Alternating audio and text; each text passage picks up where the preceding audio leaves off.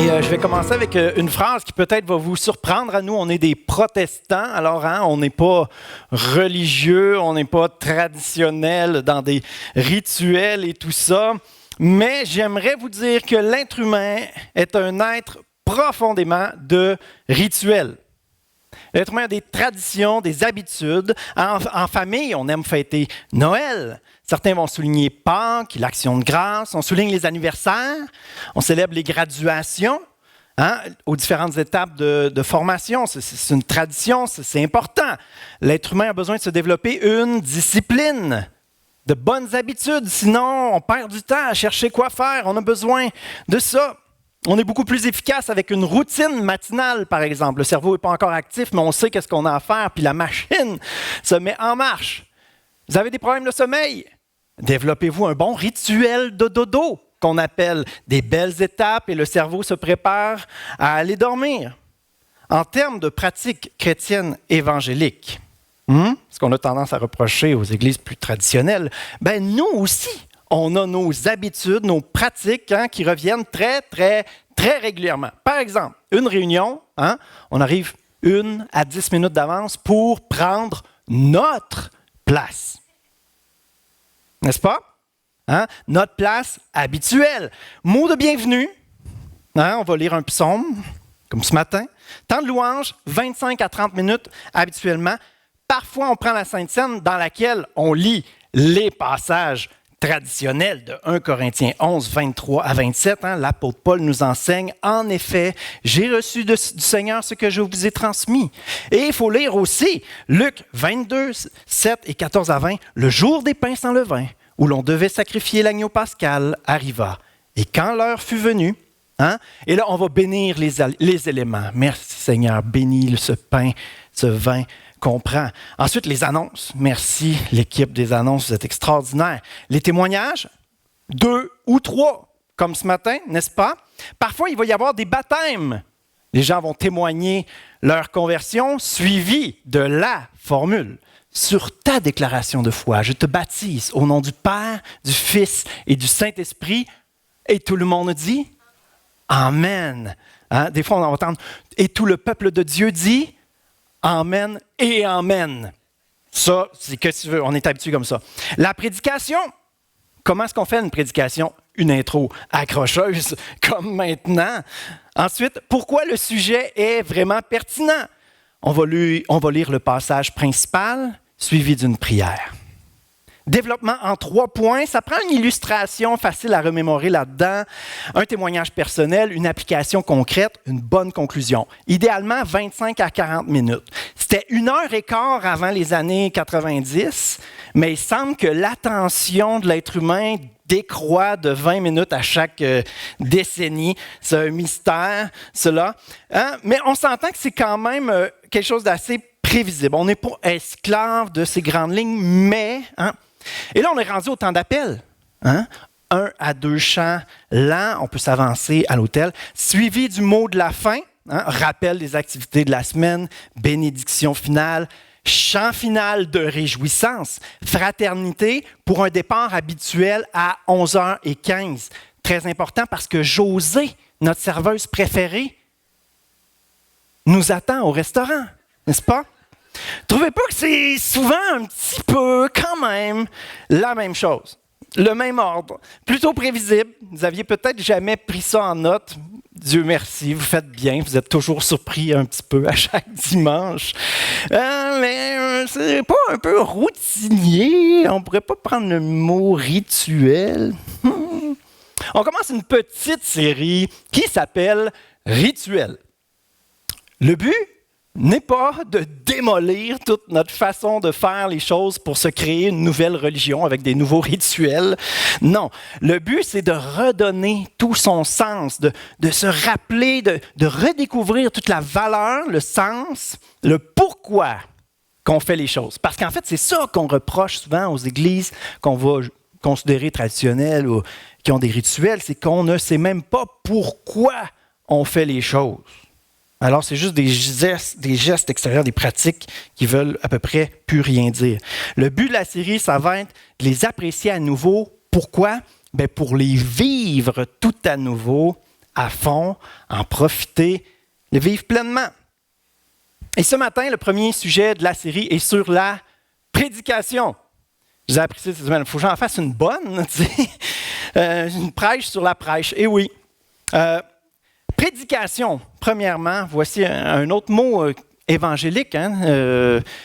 Les Québécois sont habitués au mot homélie. Alors, quand on parle de prédication, partage, je ne sais pas trop c'est quoi. Mais qu'est-ce que ça veut dire, prédication? C'est un mot qui revient souvent dans la Bible, qui veut dire publier, raconter. Il faut se rappeler qu'il n'y avait pas d'imprimante dans ce temps-là. Alors, la lecture publique et l'enseignement public et prêcher étaient particulièrement importants. Ça veut dire proclamer, annoncer, crier. Donc, il y a une proclamation. Je pense que le mot proclamation, annoncer, crier avec enthousiasme, n'est-ce pas? On ne crie pas de façon bien relaxe, n'est-ce pas? Hein? Donc, on a raison de se poser pourquoi. Pourquoi la prédication? J'ai un bon ami qui aimait dire, pourquoi on va à chaque semaine à l'église se faire la morale? J'ai trouvé quand même pas mal drôle la première fois que je l'ai entendu. Mais c'est vrai que ce n'est pas l'attraction la plus divertissante. On ne parle pas d'un show d'humour, un super monologue comique hilarant. On paye des billets pour aller voir toutes sortes de spectacles d'humour. Qu'est-ce qu'on fait ici? Pourquoi la prédication? Premier point, parce qu'elle est un choix de Dieu. Dieu peut se révéler de toutes sortes de façons, il peut le faire comme il veut. Toutefois, il a choisi de le faire de cette façon-là. 1 Corinthiens 1, 21 nous dit « Il a plu à Dieu de sauver les croyants à travers la folie de la prédication. » Il a plu à Dieu. Quel autre mot on pourrait mettre là-dessus? Ça y tentait. Il a décidé que ça se passerait de même. Il a choisi ça. C'est ça. Il a plu à Dieu. Moi, je trouve un petit peu étonnant aussi l'expression « la folie de la prédication ». Qu'est-ce qu'il y a de fou là-dedans? Ce qui est fou, c'est que Dieu décide d'utiliser des êtres humains, on ne dira pas un peu fou, mais on dira imparfait, pour proclamer un message parfait. C'est dommage, ils vont peut-être le gâcher un peu, n'est-ce pas? Mais ça, c'est la folie de Dieu, de vouloir, de s'entêter, de choisir le fait que ça lui plaise d'utiliser des êtres humains pour proclamer le message. Donc, c'est un choix de Dieu. La prédication aussi, elle est puissante. Elle est puissante parce qu'en fait, le but de la prédication, c'est que Dieu parle. Et la parole de Dieu est puissante. Dieu est puissant. Et quand Dieu parle, c'est puissant. Bon, on sait que la parole de Dieu, c'est quoi? La parole de Dieu, c'est la Bible. Mais ce qui la rend vivante, cette Bible-là, on l'appelle la parole vivante. Avez-vous déjà vu une Bible courir sur deux pattes? Non. Ce qui la rend vivante, c'est le Saint-Esprit qui est vivant et qui la révèle dans nos cœurs, dans le cœur des êtres humains, dans l'esprit d'un être humain. Alors, si on regarde un petit peu à la séquence, Dieu a parlé dans la Bible. Le Saint-Esprit la rend vivante dans les cœurs. Le cœur communique. Dieu parle. Est-ce que l'instrument est parfait? Non.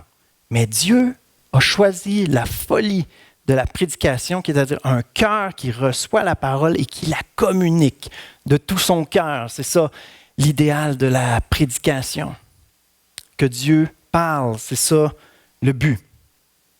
Il y a des textes qui le disent très très bien, 1 Pierre 1, versets 23 et 25. Vous êtes nés de nouveau, non pas d'une semence corruptible, d'une semence, d'une graine corruptible, ça veut dire qu'il va se détruire, mais d'une semence incorruptible, grâce à la parole vivante et permanente de Dieu. Cette parole est justement celle qui vous a été annoncée. Il ne parle pas de la révélation de Dieu écrite, mais d'une semence incorruptible, la parole vivante et permanente de Dieu qui a été annoncée. Et le mot annoncer, c'est le mot prêcher. C'est bien ce mot-là dans la Bible que j'ai décrit tout à l'heure. Annoncer, prêcher. proclamer. L'Église de Thessalonique aussi avait saisi ça. On lit dans 1 Thessaloniciens 2, verset 13. C'est pourquoi nous disons sans cesse à Dieu toute notre reconnaissance de ce que, en recevant la parole de Dieu, que nous vous avons fait entendre, vous l'avez accueillie non comme la parole des hommes, mais comme ce qu'elle est vraiment, la parole de Dieu agissant en vous qui croyez. Il y a 3 personnes impliquées dans la prédication. Le preacher, Dieu, puis vous. À qui donnez-vous le plus d'importance dans ce trio? Honnêtement, combien d'importance vous avez tendance à attribuer au preacher? À quel point le preacher doit être parfait pour qu'on accepte que peut-être Dieu parle à travers lui?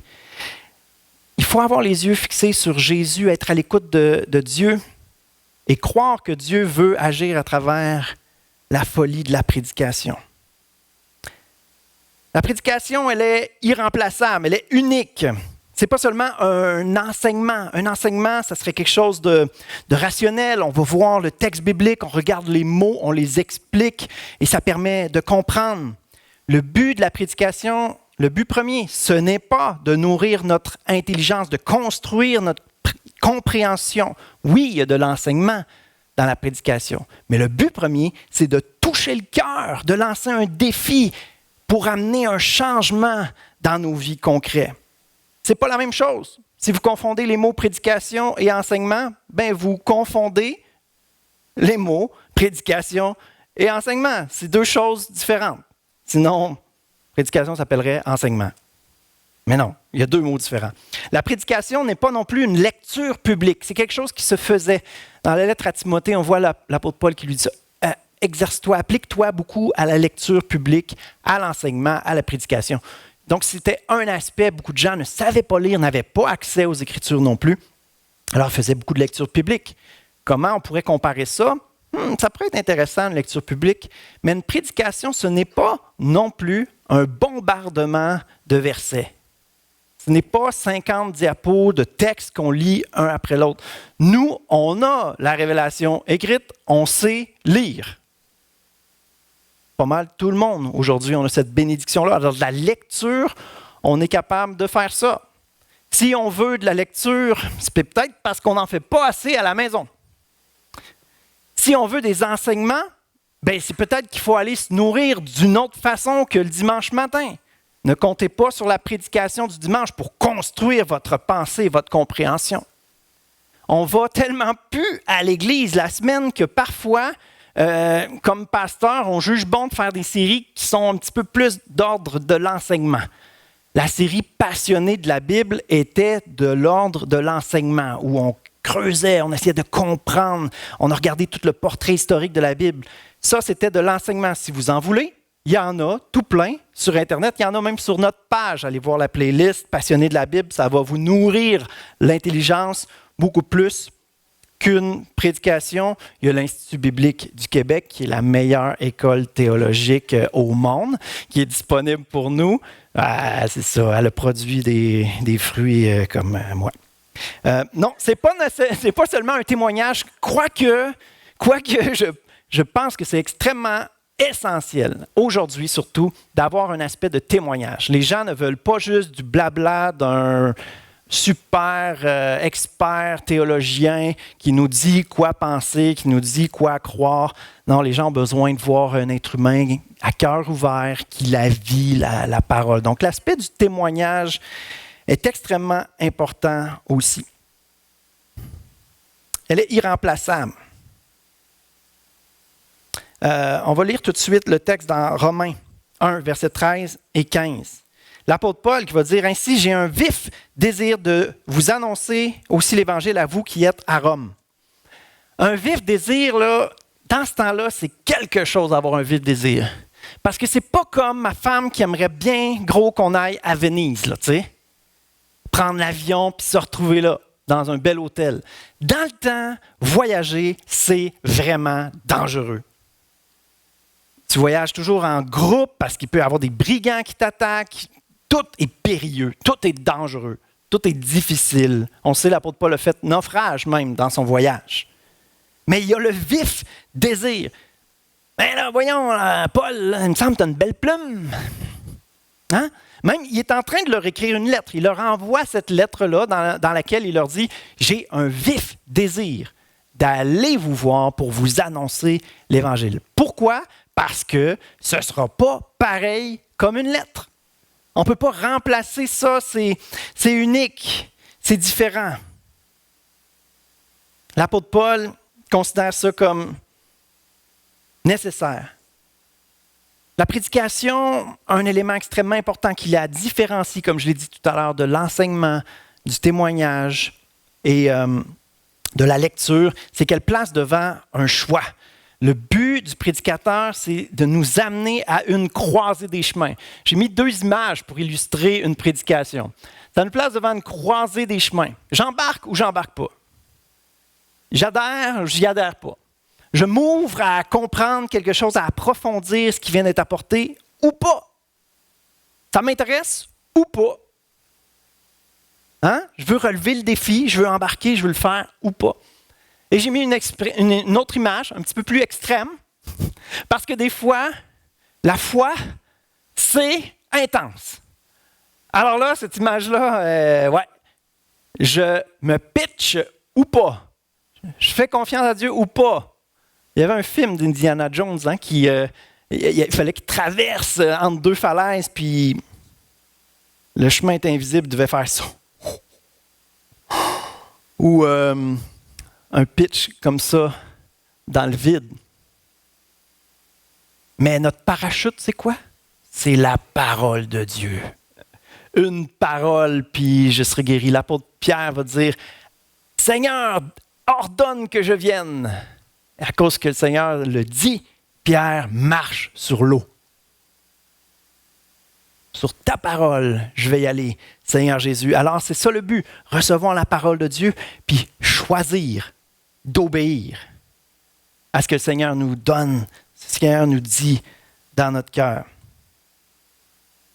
L'aspect d'un cœur à cœur est extrêmement important. Comme je disais tout à l'heure, la prédication, ce n'est pas seulement d'expliquer l'Évangile, mais c'est un cœur qui l'a vécu et le déverse. Il y a l'aspect de la compréhension, mais l'aspect de l'avoir vécu, que ça transforme véritablement. Non seulement l'intelligence a été construite, mais il y a un vécu, il y a d'expérimenter. La vie chrétienne, ce n'est pas juste de savoir des choses, d'adhérer à des choses, d'avoir des comportements, comme l'expliquait Brigitte tout à l'heure. Non, c'est d'expérimenter. Connaître Dieu. Ce mot-là, à toutes les fois que vous voyez connaître dans la Bible, rappelez-vous toujours que connaître, ça a cette connotation-là d'intimité. Dans l'Ancien Testament, il connut sa femme, elle enfanta un fils. Connaître, ce n'est pas juste avoir des informations sur sa femme. Il y a une notion d'intimité profonde, réelle. Avec Dieu, c'est ça aussi. Plonger dans sa présence, admirer qui il est, le découvrir de plus en plus, puis méditer là-dessus, l'adorer, chercher à le connaître toujours plus. Une bouche qui exprime ce qui vit dans le cœur, c'est extrêmement important. Dans Luc 6, 45, j'aime tellement ce verset-là. « L'homme bon tire de bonnes choses du bon trésor de son cœur. Celui qui met mauvais tire de mauvaises choses du mauvais trésor de son cœur. En effet, sa bouche exprime ce dont son cœur est plein. » Sa bouche exprime. Et c'est ça qu'on a besoin de voir, qu'on a besoin de comprendre, ce qui se passe dans le cœur, ce que Dieu veut faire dans le cœur. La communication orale et en présentiel, n'est-ce pas? Ça a grandement sa valeur. Des mots écrits sur un livre, oui, tu peux sentir parfois un petit peu ce que l'auteur vivait en arrière. Oui, ça peut susciter des émotions, tout ça. Mais la passion, la réalité de l'œuvre de Dieu en nous, ça se sent quand c'est communiqué avec passion. On l'entend dans la gestuelle, dans l'intonation, dans la gestuelle. On voit le cœur qui s'exprime. À travers toutes ces choses-là, Dieu utilise l'ensemble de la personne pour communiquer ce que Dieu fait dans le cœur. Un cœur passionné de Jésus aujourd'hui. La prédication a été importante de tout temps. Et ce n'est pas suffisant d'écouter nos preachers préférés dans d'autres églises ou dans le passé. La prédication, c'est aussi pour ici, aujourd'hui. Dieu qui veut parler à notre famille, comme un bon repas de famille qui a été préparé pour nous, pour qu'on mange ensemble. Dieu veut parler d'une manière particulière à chaque assemblée locale. Une authentique prédication de l'Évangile prend naissance dans un cœur transformé par l'Évangile et activement passionné par Jésus. Une véritable, authentique prédication de l'Évangile, la parole vivante de Dieu qui sauve, elle prend naissance. Elle est créée par Dieu, se développe là, ou dans un cœur transformé par l'Évangile. Et activement dans le sens de aujourd'hui, ça se renouvelle continuellement, passionné par Jésus. C'est des éléments essentiels à une prédication authentique. Et je crois que la prédication a cet aspect-là de cœur à cœur entre le prédicateur puis l'auditoire. OK, on est rendu où? Petit résumé. La prédication est un choix de Dieu. Elle est puissante. Elle est unique. Elle vient du cœur.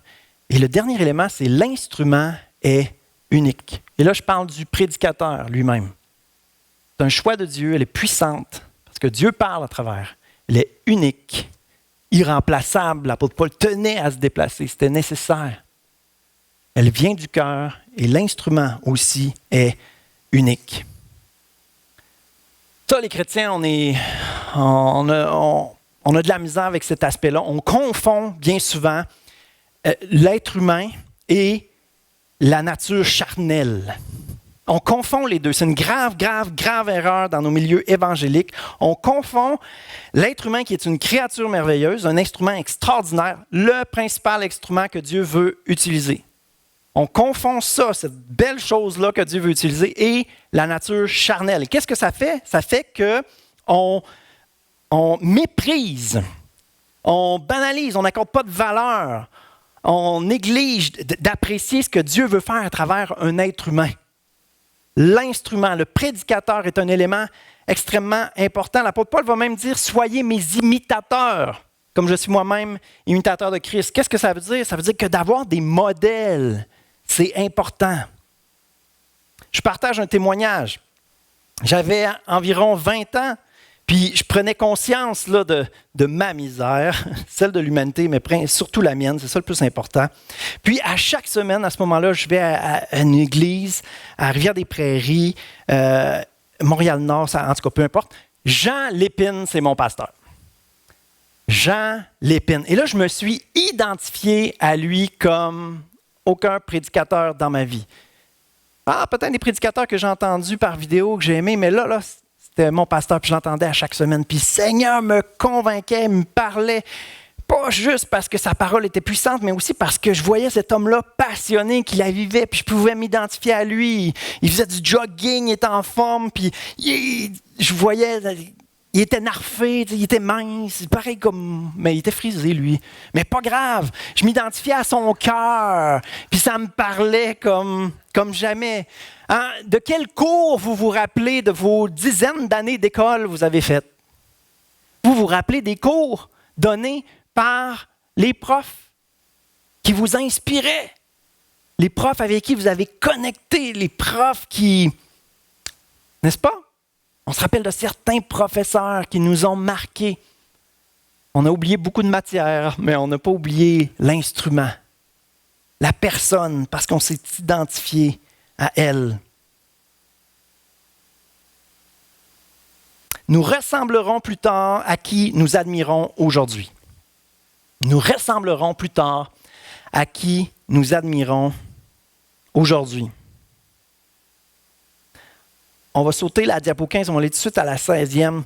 Souvenez-vous de vos conducteurs qui vous ont annoncé la parole de Dieu. Considérez quel est le bilan de leur vie et imitez leur foi. Moi, ça a été Jean Lépine. C'est un monument, c'est un rappel, un modèle, quelqu'un que je veux imiter. Parfois, les êtres humains nous ont déçus, mais retenez ce qui est bon. Continuez de vous laisser inspirer. Nous ressemblerons plus tard à qui nous admirons aujourd'hui. Rappelez-vous de cela, c'est très important. C'est vrai pour un être humain, mais bien sûr, c'est à Jésus qu'on veut ressembler ultimement, n'est-ce pas? L'apôtre Paul dit « Soyez mes imitateurs comme je suis imitateur de Christ ». Donc, à travers Paul, on a une parcelle, on voit Jésus, on discerne Jésus et OK, ouais, ça aide là, d'avoir un repère, un modèle. Mais c'est à Jésus qu'on veut ressembler et c'est exactement ce que 2 Corinthiens 3, 18 dit. Si on admire Jésus, on devient comme lui. Le mot que ça utilise, c'est « contempler » par contre. Nous tous qui, sans voile sur le visage, ça veut dire qu'on peut regarder librement. Nous contemplons comme dans un miroir la gloire du Seigneur. Nous sommes transformés à son image, de gloire en gloire, par l'Esprit du Seigneur. Être transformé, oui, ça va être en apprenant davantage. Oui, ça va être en changeant des comportements, en vivant certains combats contre notre nature charnelle, notre nature pécheresse, certains combats, alors que le Saint-Esprit nous dirige, nous montre des choses. Mais la transformation la plus puissante et véritable, mes amis, elle se fait en contemplant Jésus. Comment ça se fait, ça? Ça se fait en réfléchissant à qui il est, en essayant de découvrir toujours plus. Il y a tellement de façons de découvrir encore plus comment Dieu est grand, puissant, merveilleux, plein de bonté, fidèle. Regardez la nature, comment c'est grand, comment c'est magnifique. Et là, ensuite, adorer le Créateur, admirer le Créateur, contempler sa grandeur. Réfléchissez, méditez à ça. Et plus vous vous plongez dans l'admiration, dans la contemplation de Dieu, dans la proclamation, dans l'adoration, quoi faire d'autre que de louer puis de l'adorer quand on le contemple, quand on est dans sa présence, quand on découvre combien il est bon. Il est puissant, c'est un feu, on devrait brûler, on devrait exploser dans sa présence, ça n'a aucun bon sens. Mais à cause de Jésus, on a accès, puis on peut être émerveillé, illuminé par son trône glorieux.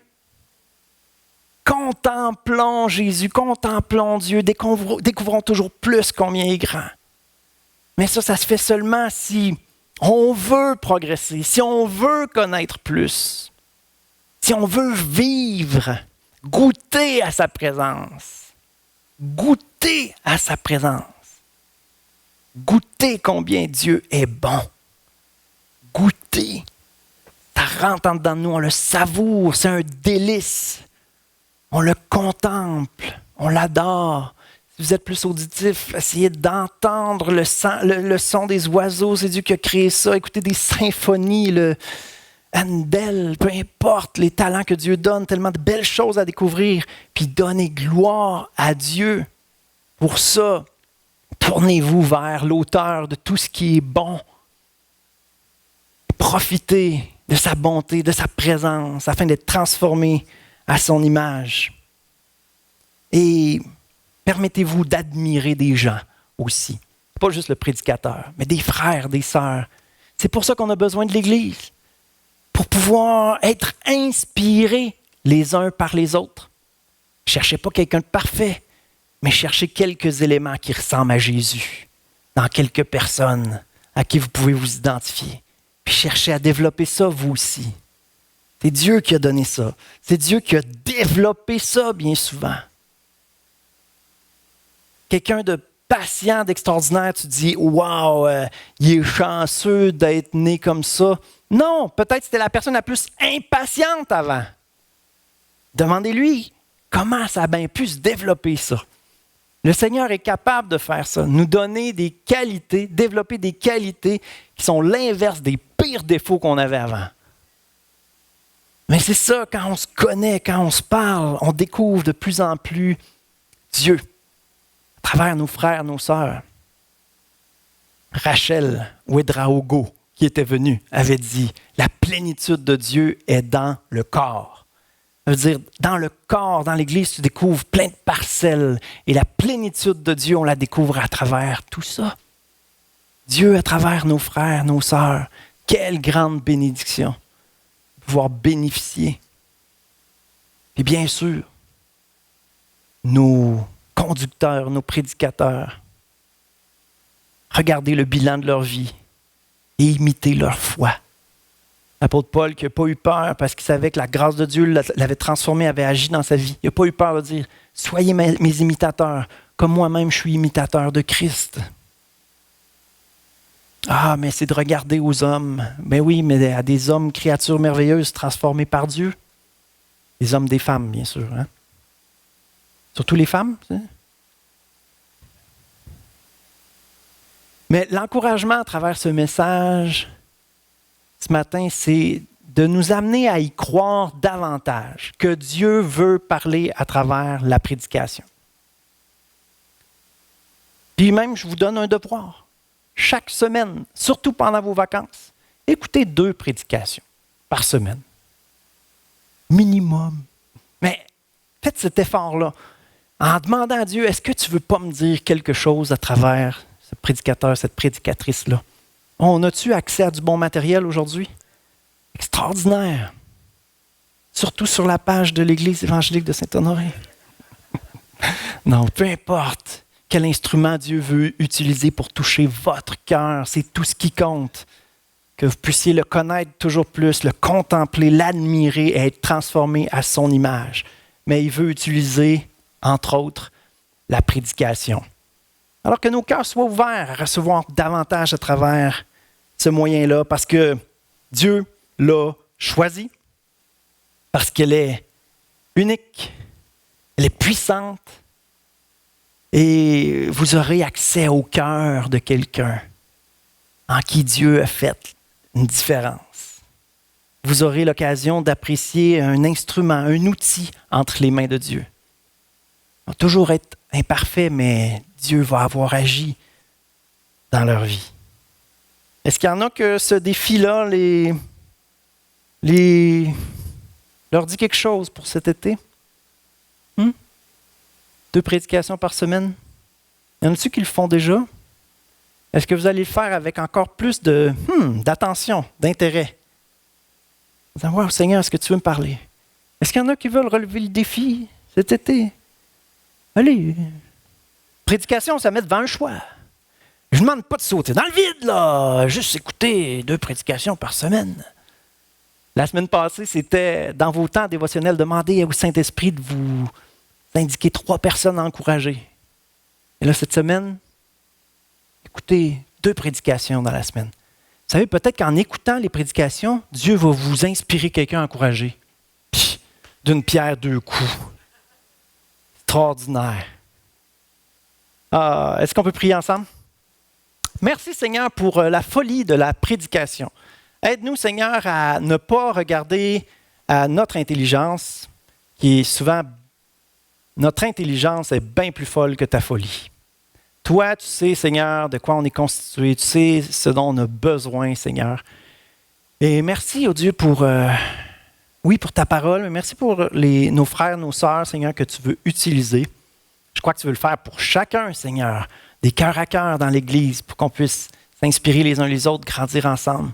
Mais aussi merci Seigneur pour les dons de parole, Seigneur, des personnes que tu appointes pour parler, Seigneur. Et je te prie de fortifier nos prédicateurs dans l'Église ici, Seigneur. On est tellement bénis d'en avoir plusieurs. Chacun peut s'identifier à l'un plus qu'à un autre, Seigneur. Puis à travers toute cette diversité-là, Seigneur, c'est comme si on pouvait goûter à des plats différents. Merci pour toute la richesse qu'il y a en toi, Seigneur. Tu veux nous nourrir, nous construire. Et on veut t'admirer, te contempler, te connaître toujours plus. Amen.